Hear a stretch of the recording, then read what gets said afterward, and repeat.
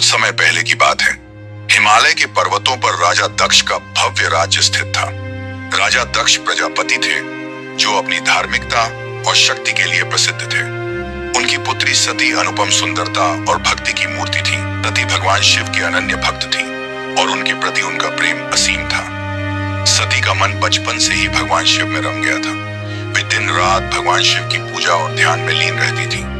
एक दिन सती ने ठान लिया कि वे केवल भगवान शिव को ही अपना पति बनाएंगी। उनकी इस इच्छा को जानकर राजा दक्ष को बहुत क्रोध आया। दक्ष को भगवान शिव का आचरण, उनकी वेशभूषा और उनकी तपस्वी जीवन शैली कतई स्वीकार्य नहीं थी। सती ने अपने पिता की इच्छाओं के विपरीत जाकर कठोर तपस्या आरंभ की। उनकी तपस्या इतनी प्रबल थी कि स्वयं भगवान शिव को प्रसन्न होना पड़ा। भगवान शिव ने सती को दर्शन दिए और उनकी तपस्या से प्रसन्न होकर उन्हें अपनी अर्धांगिनी बनाने का वचन दिया। दोनों का विवाह हुआ और सती भगवान शिव के साथ कैलाश पर्वत पर आनंदमय जीवन बिताने लगी। दक्ष का यज्ञ और सती का त्याग। समय बीता और एक दिन राजा दक्ष ने एक विशाल यज्ञ का आयोजन किया। उन्होंने सभी देवताओं और ऋषियों को आमंत्रित किया, लेकिन भगवान शिव और सती को निमंत्रण नहीं भेजा। सती ने जब यह सुना तो उनका हृदय टूट गया। उन्होंने भगवान शिव से यज्ञ में जाने की अनुमति मांगी।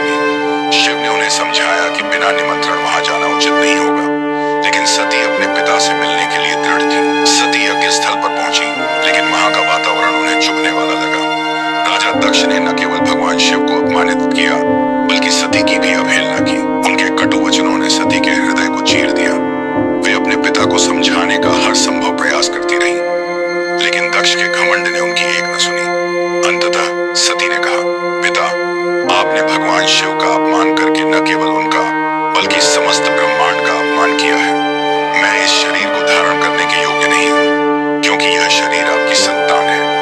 इतना कहकर सती ने यज्ञ की अग्नि में स्वयं को समर्पित कर दिया। उनका यह बलिदान समस्त लोगों को हिला गया। भगवान शिव का क्रोध और दक्ष का विनाश। सती के बलिदान की सूचना जब भगवान शिव तक पहुंची तो वे शोक और क्रोध से भर उठे। उनके क्रोध से सृष्टि में हलचल मच गई। उन्होंने अपने जटाओं से वीरभद्र और भूतगणों को उत्पन्न किया और दक्ष के यज्ञ को नष्ट करने का आदेश दिया। वीरभद्र ने यज्ञ स्थल पर पहुंचकर सब कुछ तहस नहस कर दिया। राजा दक्ष को उनके घमंड का दंड मिला, लेकिन शिव का क्रोध शांत नहीं हुआ। वे सती के पार्थिव शरीर को लेकर ब्रह्मांड में भटकने लगे। यह देखकर भगवान विष्णु ने अपने सुदर्शन चक्र से सती के शरीर के टुकड़े टुकड़े कर दिए। जहां जहां सती के अंग गिरे, वे स्थान शक्ति पीठों के रूप में पूजित हुए। यह कथा केवल भगवान शिव और सती के प्रेम की नहीं है, बल्कि यह अहंकार, प्रेम और बलिदान का भी प्रतीक है। यह हमें सिखाती है कि सच्चा प्रेम आत्मा से जुड़ा होता है, न कि भौतिक स्वरूप से।